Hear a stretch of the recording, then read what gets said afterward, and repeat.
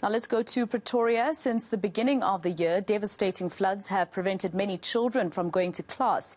School buildings and roads have been damaged. And in Brits and the city of Tshwane, people are rebuilding despite government plans to relocate them from unsafe informal settlements in flood-prone areas. Many are reluctant to move. So what are the plans that government has for them, and will a permanent solution be found? Let's go back to our senior reporter, Aviwe Mtila, who is trying to get those answers for us, and he joins us now live. Aviwe, unfortunately, you know, in South Africa or anywhere else in the world, really, every time there's been a disaster like this, that's when you'll see all types of politicians coming there, giving residents many promises. But they've told you that they've been made promises since 2019. Well, they're out in numbers this very moment. In fact, residents are gathered there with the housing MMC Able Dow. In fact, with the promise, Maseko, of them getting houses built by October. Of course, I'm not sure how that promise is being received, probably falling on deaf ears, as they say that they've heard these very promises numerous times. And October, you do understand, is a bit far away, given that they still have to sleep in the squalor that they slip in. Some of them are actually rebuilding this very moment, Maseko, trying to get their lives back in order. But I actually want to catch up with one of those politicians, the chief whip of the EFF in the city of Tshwane. Thank you for joining us at eNCA, but October is a bit too far away, realistically, to tell the people that they have to sleep in these conditions up until October. Yeah, thank you. I think that is what the MMC has said, which I think that is his personal view. He does not even commit to houses, but he's talking about the land availability. He's talking about the PACs and many other technical things that he's raising in terms of these people to be able to get houses. He's not even talking about them getting houses. He's talking about the land, just the free space to be availed. And we're against that. We're going to deal with this thing in council. We're going to raise it. This is why the EFF says that land must be expropriated by the state. The Section 25 of the Constitution must be amended. We would not be having this type of problems, because our people, definitely, the state would have allocated land. Now, one of the challenges that they are saying they are having as the then council is that they need to buy land. And apparently, somebody was questioning the amount, the sale price. So if the land was belonging to the state, we would not even have to deal with the question of the sale.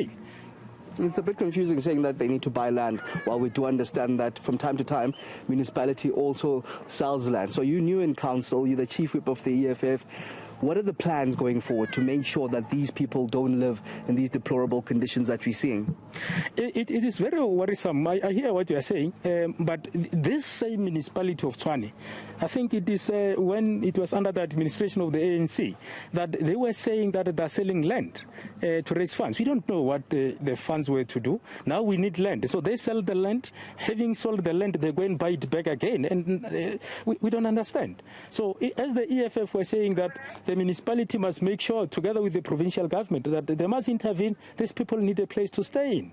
And that's all we are saying. So that they've occupied this area and have to be removed, it's a song that has been sung since 2019. I'm quite sure that there's been budget that has been allocated for them to be relocated. And until today, we're only told that only 24 families out of over 700 has been moved. The question is, what happened to the rest? And what happened to the budget that was allocated for the relocation? So that is what the municipality has to respond to, as well as the provincial government on this.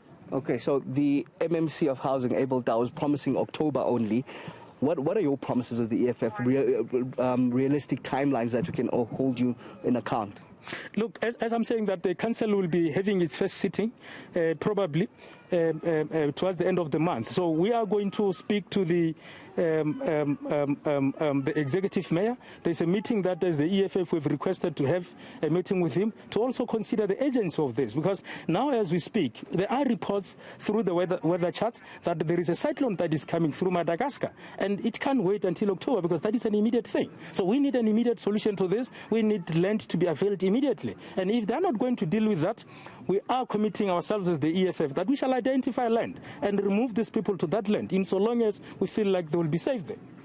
Certainly, Chief Whip of the Economic Freedom Fighters there saying that immediate solutions are needed, Maseko, and realistically those immediate solutions are needed. You see the squalor that people live in here. In fact, some of the houses actually still have water. That shack over there still seeping water from the very floods that we saw here over the weekend. The promise has been October, but we do understand. The people say, yeah, we've heard these promises time and again, dating back from 2019 when they heard the first floods here. In fact, we heard heard there have been over 4 floods, yet the people still live in this very squalor that you see. All right, senior reporter Aviwe Mtila, let's leave it there for now.